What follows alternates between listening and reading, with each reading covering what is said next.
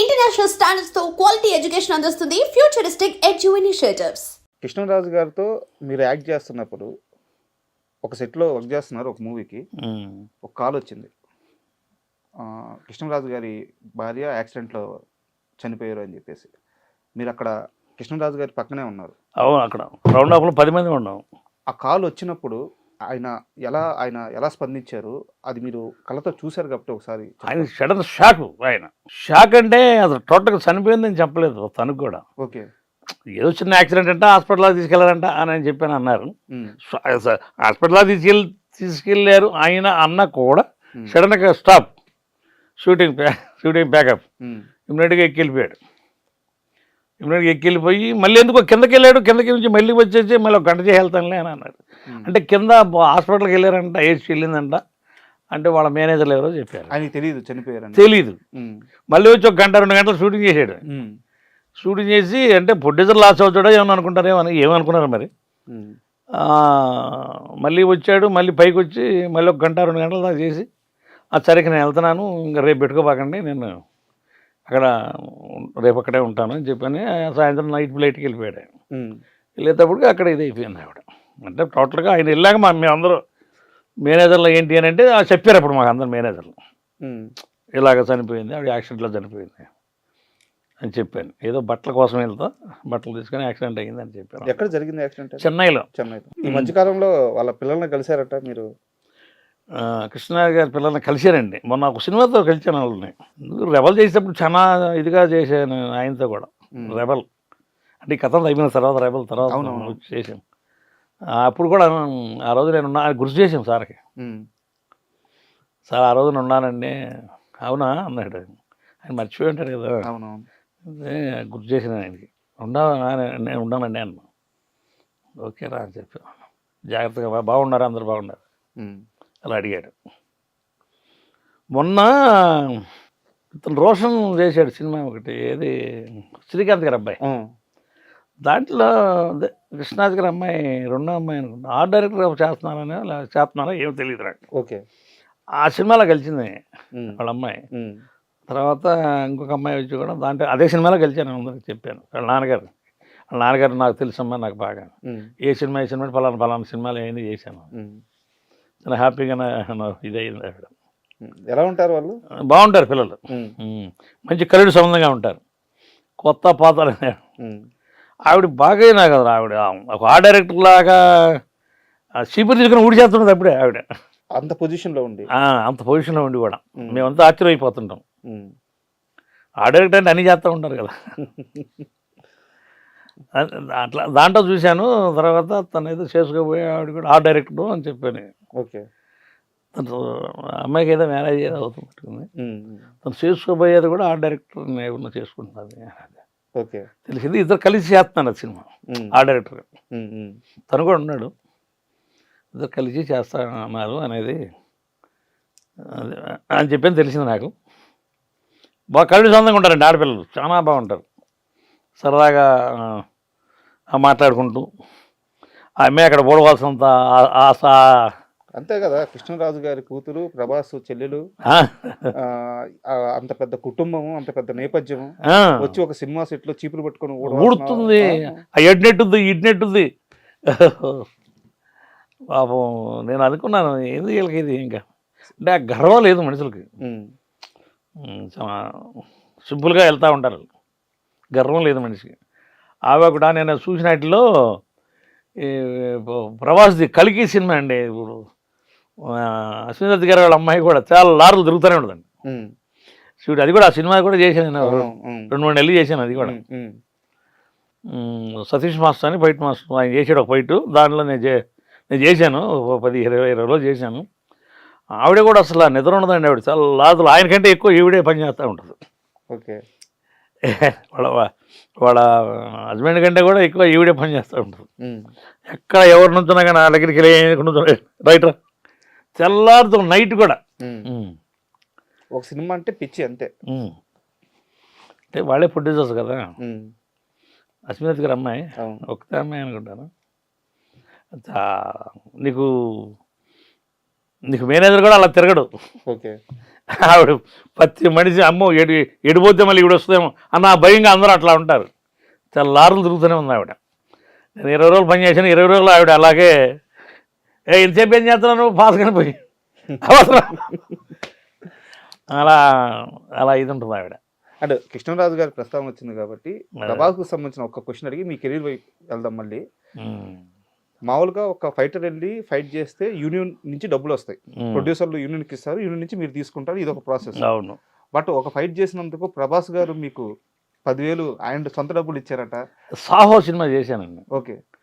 Mutton షాప్లో fight చేశాను. నా చేతిలో 2 కత్తులు ఉంటాయి. నా చేతిలో 2 కత్తులు ఉంటాయి. 2 కత్తులతో నేను ఆయన నరుకుతూ ఉన్నాను, ఎటు తిరిగితే నరుకుతూ ఉన్నాను. దాన్ని ఆయనకి ఇంత కూడా సిల్కు పడకుండా నేను ఫైట్ చేశాను. దానికి ముందు చైనా వాడిని ఒక అతను, చైనా వాడు అతనితో పనిచేశాడు. తగిలితే ఈయనకి హ్యాండ్కి దెబ్బ తగిలింది. తర్వాత నన్ను చూసి భయపడతా చేశాడు. ఒకసారి 2 సార్లు 1 మోర్లు చేశాము. తర్వాత చేశాను, 2 కత్తులతో ఫైట్ చేశాను. బాగా ఆయనకి బాగా నచ్చినట్టు చేసుకుంటూ కంఫర్ట్గా అయిపోయింది బాగా. సింగిల్ టేక్ ఇక్కడ నుంచి అక్కడ దాకా సింగిల్ టేక్ కొట్టుకుంటూ వెళ్ళారు 2 కత్తులతో పాటు ఎక్కడ మా ఇద్దరికి కూడా ఎక్కడ గాపలేదు. అది ఆయనకి బాగా నచ్చి ఆయనకి డైరెక్టర్ గారికి నన్ను వాటేసుకొని ఆయన 10,000 చేతులు తీసి చేలో పెట్టాడు. మంచి ముందు కొట్టాడు సాయంత్రం. అది అంటే 10,000 రావడం గొప్ప కాదు, అంత పెద్ద హీరో నుంచి ఒక ప్రశంస అది. అవును. సో ఎలా అనిపించింది అది? నాకు చాలా హ్యాపీ అనిపించింది. నేను కూడా చాలా మందికి చెప్పాను సార్ ఇచ్చాడని. బట్ డైరెక్టర్ గారు కూడా ఇచ్చారు. బయటకు వచ్చినా ఇచ్చాడు డైరెక్టర్ గారు, ఆ స్పాట్లో సార్ ఇచ్చాడు. డైరెక్టర్ గారు కూడా ఇచ్చారు. ఇప్పుడు ఏదో సినిమా ఇంకేదో ఉన్నట్టు ఆయన మళ్ళీ రిలీజ్కి ప్రభాస్ గారిది. ఎవరికి? డైరెక్టర్ గారికి. ప్రభాస్ గారి కదా అయింది కదా, సుజిత్ గారు నాని గారితో స్టార్ట్. డైరెక్టర్ గారు కూడా ఇచ్చారు. అందుకే వాళ్ళు దాని గురించి చైనా మాస్టర్ యుద్ధం చేస్తూ ఉన్నాడు. ఒకే టేక్లో చేయాలని దాని గురించి చాలా మందిని పెట్టి వాళ్ళు రోజు డెమోలా చేస్తూ ఉన్నారు. మనకు అలవాటే మా గురువు గారి దగ్గర, రాజు మాస్టర్ గారి దగ్గరికి ఇక్కచ్చిపోయట్లేదు. ఆయన మిమ్మల్ని అందరూ రుద్ది వదిలేసి నా కొడకలారు పొండి బతకండి ఈ అలవాటు అయితే. నాకు లాస్ట్లో దొరికాడు మాస్టర్ గారు. బాగా ఒరిస్సా సినిమాలు బాగా చాలా చేశారు రాజు మాస్టర్ గారు. ఆయన ఇవన్నీ బాగా మనల్ని రుద్ది వదిలేశారు. నేను 1-2 సార్లు చూసుకున్నాను. తర్వాత ఓకే బాబు అని చెప్పాను. ఒరే నీకు ఇంకొక 2 సార్లు లేదు బాబు టేక్ చేశాను. సింగిల్ టేక్లో కొట్టుకుంటే వెళ్ళాను అసలు. ఒకసారి చూడండి, అది చాలా ఇదిగా ఉంటుంది. ఆయన వాటేసుకొని 10,000 రూపాయలు పెట్టాడు. తర్వాత అక్కడ నుంచి బయటకు వచ్చినాక డైరెక్ట్ గారు ఒక 10,000 పెట్టాడు. కంటిన్యూ 10 రోజులు వచ్చే కూర్చొని తిను అంతే, నువ్వేం చేయదు. డైలీ పేమెంట్ తీసుకురా, డైలీ పేమెంట్ నువ్వేం చేయదు కదా, చాలు నాకు ఈ మొక్క చాలు. ఇంకో 10 days బయట ఉందో వచ్చి డైలీ వచ్చి కూర్చొని తిని ఇది తీసుకొని వెళ్ళిపోయాను. 10,000 ఫుడ్ పెట్టాడు మాస్టర్ గారు. అయిపోయింది కాదు, వాడు డైలీ వస్తాడు, ఏడాకి వచ్చి అటు తింటాడు కూర్చుంటాడు. వాడిని మీరు ఏమన్నారు అంటే అది బాగా నచ్చింది వాళ్ళకి. అలా ఇప్పుడు 36 ఏళ్ళ సినీ ప్రయాణం అంటే ఇండస్ట్రీలో చాలామంది మీకు సపోర్ట్ చేశారు అండ్ మీ కష్టం మీరు పడ్డారు, బయటకు వచ్చారు, ఈరోజు సక్సెస్ అయ్యారు. అయితే ఇక్కడ నా క్వశ్చన్ ఏంటంటే, ఇండస్ట్రీ కాకుండా బయట నుంచి ఇన్నేళ్ల కెరీర్లో మీకు అండగా నిలబడ్డ వ్యక్తి ఎవరైనా ఉన్నారా? నాకు ఉన్నారండి వ్యక్తి, జంగారెడ్డిగూడెం. ఓకే. నరేష్ గారని, నరేష్ ఆనందం అని ఇద్దరు ఉన్నారు. నా పర్సనల్గా కొంచెం మనకి చేదోడుగా వాదోడుగా నాకు కొంచెం కలిసి వచ్చారు. అంటే ఎలా, వాళ్ళు ఫ్రెండ్సా లేకుంటే బంధువులా? బంధువులు కాదు, ఫ్రెండ్సే. టోటల్గా ఫ్రెండ్సే, బంధుత్వం ఏం కాదు. నాకు మంచి ఫ్రెండ్లీగా, చేదోడుగా వాదోడుగా మంచిగా నాకు వాళ్ళకి కొంచెం అనుబంధంగా, బాగా బంధుత్వం అంత అనుబంధంగా ఉంటాం అందరం కలిసి. ఓకే. చేదోడుగా వాదోడుగా నాకు బాగా కలిసి వచ్చారు వాళ్ళు. మంచివాళ్ళు. అతను కూడా ఒక ఆర్టిస్టే, మంచి సౌండ్ వాళ్ళు.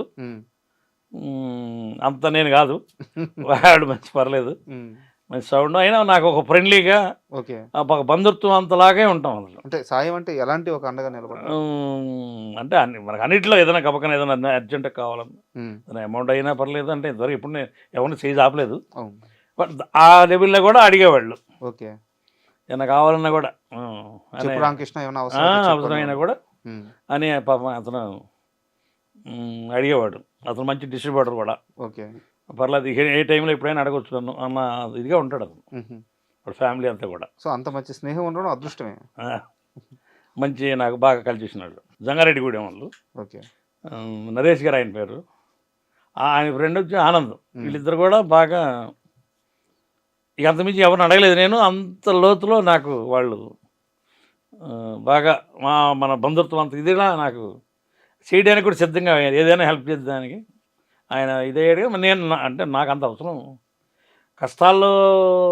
కష్టాలు అన్నీ వస్తుంటే తట్టుకొని ముందుకు వెళ్ళినాడే గొప్పోడు అనేది అదే మా తాతగారు నాన్నగారు చెప్తా ఉండేది. అని నేను ఎవరిని గబకం చేయదాను. అండ్ ఒక్కసారి మీ కెరీర్ విషయానికి వస్తే, మీరు చెప్పారు ముగ్గురు మనగాల్లో చేశానని చెప్పారు, తర్వాత రాజశేఖర్ సినిమాల్లో ఆవేశం, అంకుశం ఇవి చేశానని చెప్పారు. బట్ ఎన్ని చేసినా సరే అప్పటికి ఒక నార్మల్ ఫైటర్ బ్యాక్గ్రౌండ్ లో ఎక్కడో ఉండేవారు. సో కెరీర్ ఇంకా స్ట్రగులింగ్ అవ్వలేదు. రామకృష్ణ జీవితంలో ఈ సినిమా చాలా కీలకమైన మలుపునిచ్చింది, ఇక్కడి నుంచి నాకు ఒక కాన్ఫిడెన్స్ ఇచ్చింది అని అట్లాంటి సినిమా ఏముంది? నాకు మిర్చి కాడి నుంచి బాగా అందుకుందండి. మిర్చి దగ్గర నుంచి ఓకే. నాకు శివగారు చెప్పటం, అతను అన్నలర్సు, అతను చెన్నై మాస్టర్ అన్నలర్సు, నాకు మంచి ఫ్రెండ్ అతను. ఓకే. సేమ్ నాలాగే ఉంటాడు, నాకు కొంచెం మంచి బాగా అలవిలిగా ఉంటాడు. ఆయన కూడా అప్పండవనే. అతను చేశాడు మిర్చికి ఆయన డైరెక్టర్ గారు కాను ఆయనకి చిన్న లింక్ కుదిరింది. ఓకే. ఆ డిస్కషన్లో ఇక రామకృష్ణ ఈడి బయట మాస అన్నాడు నాతో డైరెక్టర్ గారు. నాకు చెన్నైలో తెలుసండి, నాకు కార్డు ఇప్పిస్తా అన్నాడు అప్పుడు చెన్నైలో. సరే ఇక్కడ ఉన్నాడుగా ఇక పట్టుకోకుండా అన్నాడు. ఆ ఫైట్ దగ్గర నుంచి నాకు అతను బాగా లింక్ అయ్యాడు. ఆ ఫైట్ కాడ నుంచి మనకి గట్టిగా అప్పుడు 110 కేజీలు 8 నేను. ఆ ప్రభాస్ ఆ చేతిలో టుస్ తిరిగా నేను, రెయిన్ ఫైట్లు ప్రభాస్. అక్కడ నుంచి సింగం చేశాను. హిందీలో చంపడదు ఇంకా ఆయనతో, ఇతనితో. హిందీలో చాలా సినిమా చేసాడు.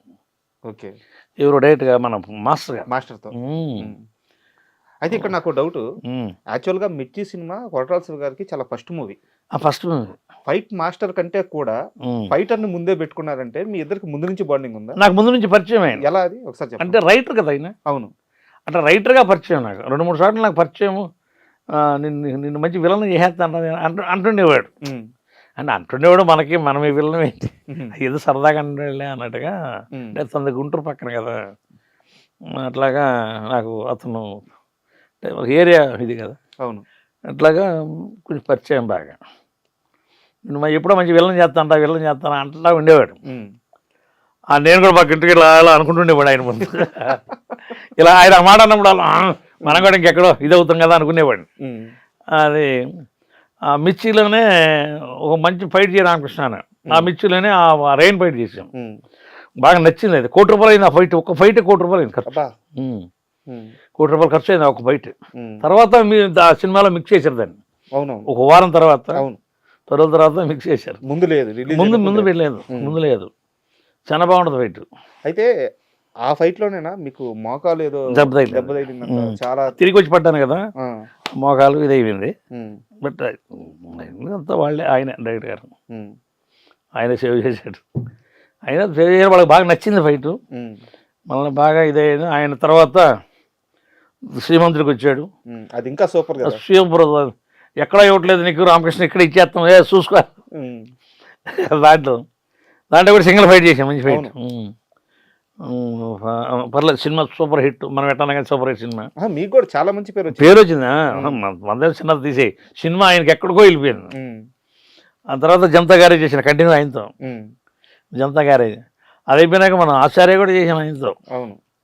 ఆచార్యలో ఒక క్యారెక్టర్ అని అనుకున్నాడు, అది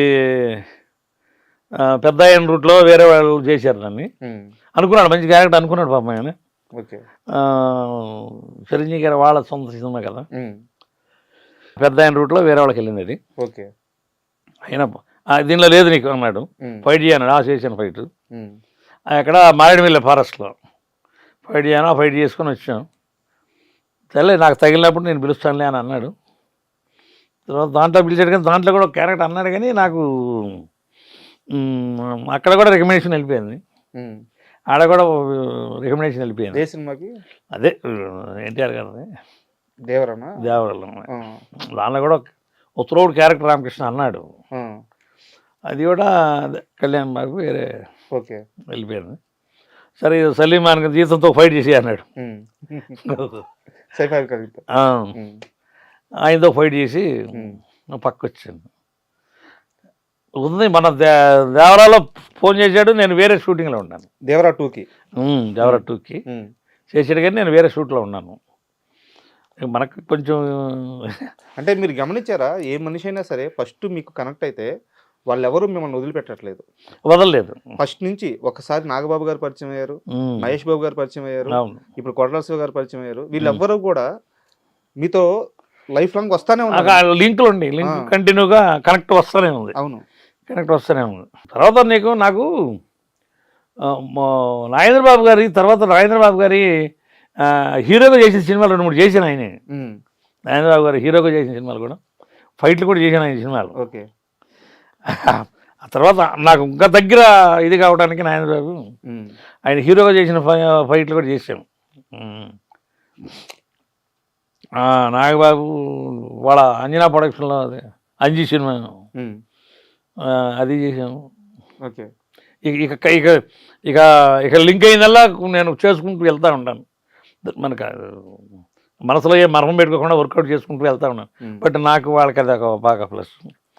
మా మాస్టర్లు అందరూ కూడా చాలా హ్యాపీగా నన్ను లవ్లీగా పిలుస్తూ ఉంటారు. ఉమ్, అందరు పిలుస్తారు, ప్రాబ్లం లేదు.